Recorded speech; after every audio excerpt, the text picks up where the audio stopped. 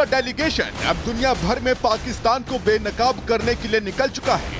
संसद सदस्य कनिमोझी करुणानिधि के नेतृत्व में एक डेलीगेशन रूस के मॉस्को पहुंचा, जहां रूस में भारत के राजदूत विनय कुमार ने डेलीगेशन में शामिल सदस्यों का स्वागत किया।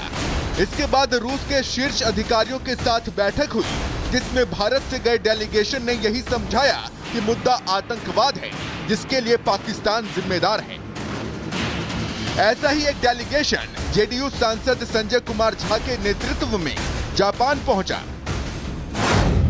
संजय झा की अगुवाई वाले डेलीगेशन में पूर्व केंद्रीय मंत्री सलमान खुर्शीद, टीएमसी सांसद अभिषेक बनर्जी, बीजेपी सांसद अपराजिता सारंगी, सीपीआईएम सांसद जॉन ब्रिटॉस, बीजेपी सांसद ब्रिजलाल और पूर्व राजदूत मोहन कुमार शामिल हैं।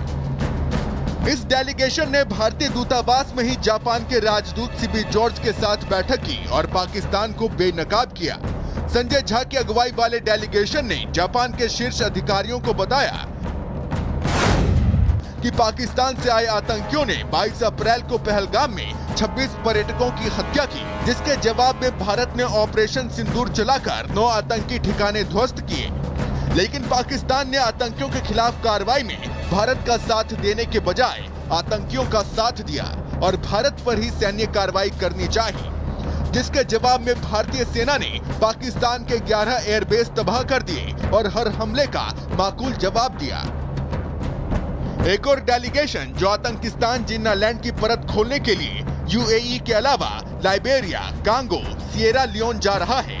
इस डेलीगेशन का नेतृत्व महाराष्ट्र के सीएम एकनाथ शिंदे के बेटे और सांसद श्रीकांत शिंदे कर रहे हैं। इस डेलीगेशन में बीजेपी सांसद बांसुरी स्वराज, बीजेपी सांसद अतुल गर्ग, बीजेडी सांसद सस्मित पात्रा, आईयूएमएल के सांसद इटी मोहम्मद बशीर, बीजेपी सांसद मनन मिश्रा, पूर्व सांसद एसएस अहलूवालिया और पूर्व राजदूत सुजान चिनॉय शामिल हैं। श्रीकांत शिंदे के नेतृत्व वाले इस डेलीगेशन ने गुरुवार को अबू धाबी पहुंचकर पाकिस्तान को बेपर्दा किया, एक एक बात समझाई कि कैसे पाकिस्तान से निकले आतंकी मानवता के लिए खतरा हैं। और बड़ी बात तो यह है कि यूएई ने भारत का पूरा समर्थन किया और भारतीय डेलीगेशन से यूएई ने कहा कि आतंकियों को पनाह देने वालों के साथ यूएई नहीं है और भारत के साथ यूएई कंधे से कंधा मिलाकर खड़ा है। भारत की सरजमी से दूर होकर भी भारतीयता की लौ को अपने हृदय में संजोए हुए हैं, उसे प्रज्वलित कर कर उसे जलाकर रखते हैं। आप मानवीय रूप में भारत की सरजमी पे दूर खुद भारत हैं, इसीलिए यूएई ने हमें इतना ज्यादा सपोर्ट करा। आपको बता दें कि जैसे पाकिस्तान आतंकियों को पालता है, पोसता है, वैसे ही भारत ने ऑपरेशन सिंदूर के बाद पाकिस्तान पर डिप्लोमेटिक स्ट्राइक की है और पाकिस्तान की परत खोलने के लिए ये 7 डेलीगेशन बनाए हैं, जो अलग अलग देशों में जाकर पाकिस्तान को बेपर्दा कर रहे हैं। और बड़ी बात यह है कि डेलीगेशन में सभी दलों के सांसदों को शामिल किया गया है। डेलीगेशन में एनडीए के 31 नेता हैं, कांग्रेस के 5 नेता हैं, वहीं दूसरी दलों के 20 नेता शामिल हैं। अब आपको ये भी बता दें कि पाकिस्तान को बेनकाब करने के लिए आखिर इन 32 देशों को ही क्यों चुना गया। दरअसल अफ्रीका को इसीलिए चुना गया है ताकि आतंक के खिलाफ वैश्विक दक्षिण को एकजुट किया जा सके। खाड़ी देशों को इसलिए चुना गया है ताकि यहां जाकर टेरर फंडिंग और रणनीतिक कमजोरियों को उजागर किया जा सके। यूरोप में डेलीगेशन इसलिए जा रहा है क्योंकि संयुक्त राष्ट्र सुरक्षा परिषद में बात रखने वाले दिग्गज देश हैं।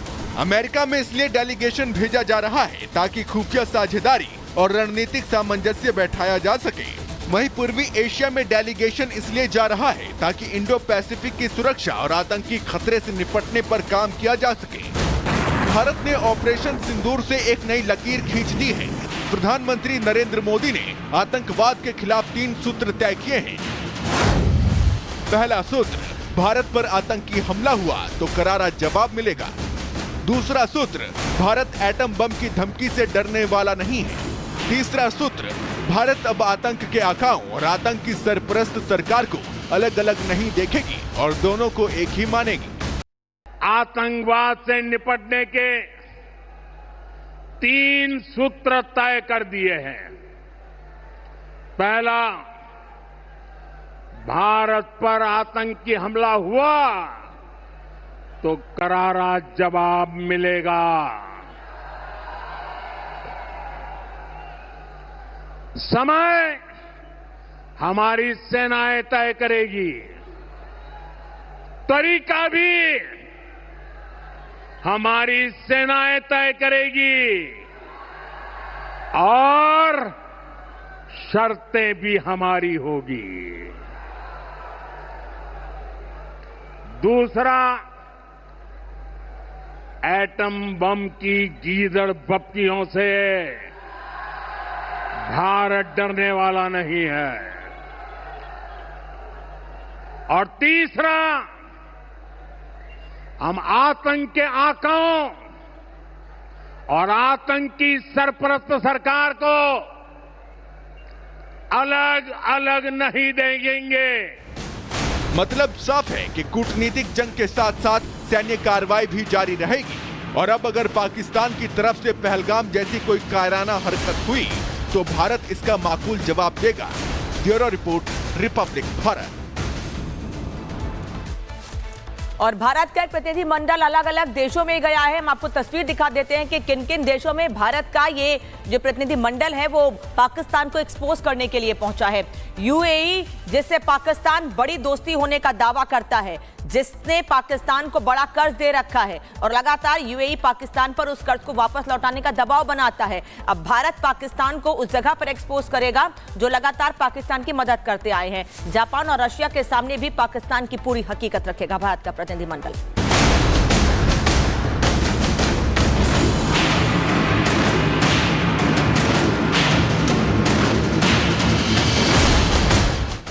भारत का डेलीगेशन अब दुनिया भर में पाकिस्तान को बेनकाब करने के लिए निकल चुका है। संसद सदस्य कनिमोझी करुणानिधि के नेतृत्व में एक डेलीगेशन रूस के मॉस्को पहुंचा, जहां रूस में भारत के राजदूत विनय कुमार ने डेलीगेशन में शामिल सदस्यों का स्वागत किया। इसके बाद रूस के शीर्ष अधिकारियों के साथ बैठक हुई, जिसमें भारत से गए डेलीगेशन ने यही समझाया कि मुद्दा आतंकवाद है, जिसके लिए पाकिस्तान जिम्मेदार है। ऐसा ही एक डेलीगेशन जेडीयू सांसद संजय कुमार झा के नेतृत्व में जापान पहुंचा। संजय झा की अगुवाई वाले डेलीगेशन में पूर्व केंद्रीय मंत्री सलमान खुर्शीद, टीएमसी सांसद अभिषेक बनर्जी, बीजेपी सांसद अपराजिता सारंगी, सीपीआईएम सांसद जॉन ब्रिटॉस, बीजेपी सांसद ब्रिजलाल और पूर्व राजदूत मोहन कुमार शामिल हैं। इस डेलीगेशन ने भारतीय दूतावास में ही जापान के राजदूत सीबी जॉर्ज के साथ बैठक की और पाकिस्तान को बेनकाब किया। संजय झा की अगुवाई वाले डेलीगेशन ने जापान के शीर्ष अधिकारियों को बताया कि पाकिस्तान से आए आतंकियों ने 22 अप्रैल को पहलगाम में 26 पर्यटकों की हत्या की, जिसके जवाब में भारत ने ऑपरेशन सिंदूर चलाकर 9 आतंकी ठिकाने ध्वस्त किए। लेकिन पाकिस्तान ने आतंकियों के खिलाफ कार्रवाई में भारत का साथ देने के बजाय आतंकियों का साथ दिया और भारत पर ही सैन्य कार्रवाई करनी चाहिए, जिसके जवाब में भारतीय सेना ने पाकिस्तान के 11 एयरबेस तबाह कर दिए और हर हमले का माकूल जवाब दिया। एक और डेलीगेशन जो आतंकिस्तान जिन्नालैंड की परत खोलने के लिए यूएई के अलावा लाइबेरिया, कांगो, सिएरा लियोन जा रहा है। इस डेलीगेशन का नेतृत्व महाराष्ट्र के सीएम एकनाथ शिंदे के बेटे और सांसद श्रीकांत शिंदे कर रहे हैं। इस डेलीगेशन में बीजेपी सांसद बांसुरी स्वराज, बीजेपी सांसद अतुल गर्ग, बीजेडी सांसद सस्मित पात्रा, आईयूएमएल के सांसद ईटी मोहम्मद बशीर, बीजेपी सांसद मनन मिश्रा, पूर्व सांसद एसएस अहलूवालिया और पूर्व राजदूत सुजान चिनॉय शामिल हैं। श्रीकांत शिंदे के नेतृत्व वाले इस डेलीगेशन ने गुरुवार को अबू धाबी पहुंचकर पाकिस्तान को बेपर्दा किया, एक एक बात समझाई कि कैसे पाकिस्तान से निकले आतंकी मानवता के लिए खतरा हैं। और बड़ी बात तो यह है कि यूएई ने भारत का पूरा समर्थन किया और भारतीय डेलीगेशन से यूएई ने कहा कि आतंकियों को पनाह देने वालों के साथ यूएई नहीं है और भारत के साथ यूएई कंधे से कंधा मिलाकर खड़ा है। भारत की सरजमी से दूर होकर भी भारतीयता की लौ को अपने हृदय में संजोए हुए हैं, उसे प्रज्वलित कर कर उसे जलाकर रखते हैं। आप मानवीय रूप में भारत की सरजमी पे दूर खुद भारत हैं, इसीलिए यूएई ने हमें इतना ज्यादा सपोर्ट करा। आपको बता दें कि जैसे पाकिस्तान आतंकियों को पालता है, पोसता है, वैसे ही भारत ने ऑपरेशन सिंदूर के बाद पाकिस्तान पर डिप्लोमेटिक स्ट्राइक की है और पाकिस्तान की परत खोलने के लिए ये 7 डेलीगेशन बनाए हैं, जो अलग अलग देशों में जाकर पाकिस्तान को बेपर्दा कर रहे हैं। और बड़ी बात यह है कि डेलीगेशन में सभी दलों के सांसदों को शामिल किया गया है। डेलीगेशन में एनडीए के 31 नेता हैं, कांग्रेस के 5 नेता हैं, वहीं दूसरी दलों के 20 नेता शामिल हैं। अब आपको यह भी बता दें कि पाकिस्तान को बेनकाब करने के लिए आखिर इन 32 देशों को ही क्यों चुना गया। दरअसल अफ्रीका को इसीलिए चुना गया है ताकि आतंक के खिलाफ वैश्विक दक्षिण को एकजुट किया जा सके। खाड़ी देशों को इसलिए चुना गया है ताकि यहां जाकर टेरर फंडिंग और रणनीतिक कमजोरियों को उजागर किया जा सके। यूरोप में डेलीगेशन इसलिए जा रहा है क्योंकि संयुक्त राष्ट्र सुरक्षा परिषद में बात रखने वाले दिग्गज देश हैं। अमेरिका में इसलिए डेलीगेशन भेजा जा रहा है ताकि खुफिया साझेदारी और रणनीतिक सामंजस्य बैठाया जा सके। वहीं पूर्वी एशिया में डेलीगेशन इसलिए जा रहा है ताकि इंडो पैसिफिक की सुरक्षा और आतंकी खतरे से निपटने पर काम किया जा सके। भारत ने ऑपरेशन सिंदूर से एक नई लकीर खींच दी है। प्रधानमंत्री नरेंद्र मोदी ने आतंकवाद के खिलाफ 3 सूत्र तय किए हैं। पहला सूत्र, भारत पर आतंकी हमला हुआ तो करारा जवाब मिलेगा। दूसरा सूत्र, भारत एटम बम की धमकी से डरने वाला नहीं है। तीसरा सूत्र, भारत अब आतंक के आकाओं और आतंक की सरपरस्त सरकार को अलग अलग नहीं देखेगी और दोनों को एक ही मानेगी। आतंकवाद से निपटने के 3 सूत्र तय कर दिए हैं। पहला, भारत पर आतंकी हमला हुआ तो करारा जवाब मिलेगा। समय हमारी सेनाएं तय करेगी, तरीका भी हमारी सेनाएं तय करेगी और शर्तें भी हमारी होगी। दूसरा, एटम बम की गीदड़ बप्तियों से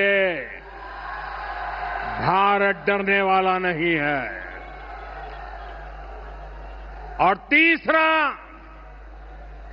हम आतंक के आकाओं और आतंक की सरपरस्त सरकार को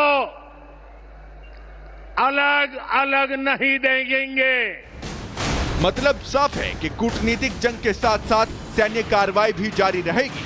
और अब अगर पाकिस्तान की तरफ से पहलगाम जैसी कोई कायराना हरकत हुई तो भारत इसका माकूल जवाब देगा। Bureau report, Republic Bharat. और भारत का एक प्रतिनिधि मंडल अलग अलग देशों में गया है। हम आपको तस्वीर दिखा देते हैं कि किन किन देशों में भारत का ये जो प्रतिनिधि मंडल है वो पाकिस्तान को एक्सपोज करने के लिए पहुंचा है। यूएई, जिससे पाकिस्तान बड़ी दोस्ती होने का दावा करता है, जिसने पाकिस्तान को बड़ा कर्ज दे रखा है और लगातार यूएई पाकिस्तान पर उस कर्ज को वापस लौटाने का दबाव बनाता है। अब भारत पाकिस्तान को उस जगह पर एक्सपोज करेगा जो लगातार पाकिस्तान की मदद करते आए हैं। जापान और रशिया के सामने भी पाकिस्तान की पूरी हकीकत रखेगा भारत का प्रतिनिधिमंडल।